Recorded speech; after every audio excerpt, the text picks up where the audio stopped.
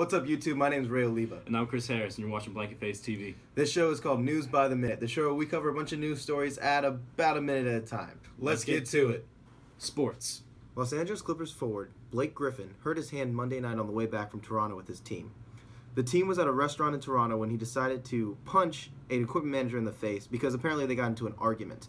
When the argument escalated into physical violence, the manager decided to walk away, mostly because not only is Blake Griffin a professional athlete, but he's big as shit. When the manager tried to leave the restaurant, Griffin followed him and began to hit him again. This altercation isn't Griffin's first offense. He actually was charged with battery back in November 2014. During the incident, Griffin sustained a fractured hand, which might keep him out for a matter of a couple weeks. Despite his own injuries, Griffin can always go back to the coveted statement, "Yeah, but you should have seen the other guy." This is because the equipment manager suffered from multiple bruises on his face as well as swelling. Hulk angry. National. President Obama announced a ban on solitary confinement for juveniles yesterday. He did this on the basis that such detention has potential for serious psychological consequences. He makes claims concerning the alienation of prisoners, which could make them more hostile and violent in the long run. He says, if those individuals are ultimately released, how are they ever going to adapt? It's not smart. This is just one move in Obama's prison reform, and he's already outlined a series of executive actions he wants to take. For instance, he wants to cut the maximum length that you can be in solitary confinement to 60 days from the current 365 days. Additionally, he also wants to protect lower-level criminals from being put in solitary confinement. In the long run, this is probably a good idea. You do have to think about gang dynamics a little bit when you're thinking about the communal prison system. However, according to the U.S. Federal Bureau of Prisons, 38% of inmates are in lower security level prisons, and 16.7% are in minimum security level prisons. That means the majority are not even in medium or above security level. I'm interested to see how this works out in the juvenile system, because if anybody is capable of reform, it's the younger people. The city of Flint, Michigan has been experiencing some serious problems with their water lately, and they seem to only be getting worse. Originally, the problem began because the city wanted to cut back on its spending on water. They began using water from the Flint River as opposed to buying from the city of Detroit like they normally do. This originally sounded like a great idea. Save some money, use their own resources. Good, right? Yeah, except their water is literally poison. First, there were traces of E. coli in their water, and after the water was treated for the E. coli, people began to contract lead poisoning. And now it's believed that people are beginning to contract Legionnaire's disease from the water.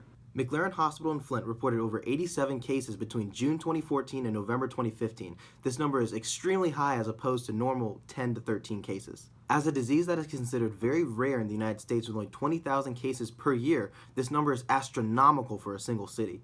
The director of the Michigan Department of Health and Services, Nick Lyon, suggested there isn't necessarily a cause and effect between the respiratory disease and the water. That being said, the disease is often transmitted through this little thing called mist, also known as water. Now, I passed 10th grade psychology, and I realize that correlation doesn't always mean causation, but I also bet that Nick Lyon isn't drinking from the same water as everyone else in the city of Flint. This morning, reports came in of an active shooter at the San Diego Navy Medical Center. Somebody thought they heard 3 shots and reported it. The staff responds accordingly, telling everybody in the hospital to run, hide, or fight. Sounds pretty serious, right? Well, upon further investigation, it turns out that there were no shots fired or a shooter in the first place. Now, in a day and age when shootings are super common, I'm sure it was the first instinct for somebody to go boom, boom, boom, shots, report it. And the staff of the hospital reacted accordingly. This was a report of a potentially deadly situation, and everybody prepared themselves for survival. Now, I'm not happy that hospitalized people were terrorized, but I do think that these events unfolded in the best way possible. Something bad happened. Everybody prepared themselves. I hope this sets a precedent for future shooters, that the element of surprise is becoming less and less available. People are ready for people like you. Stupid people! A couple weeks ago, internet celebrity Tila Tequila went on a Twitter rant about how the earth was flat, and apparently B.o.b decided to join the party himself. Unfortunately, he agrees with her and believes that all scientists are part of a cult developed to feed people lies.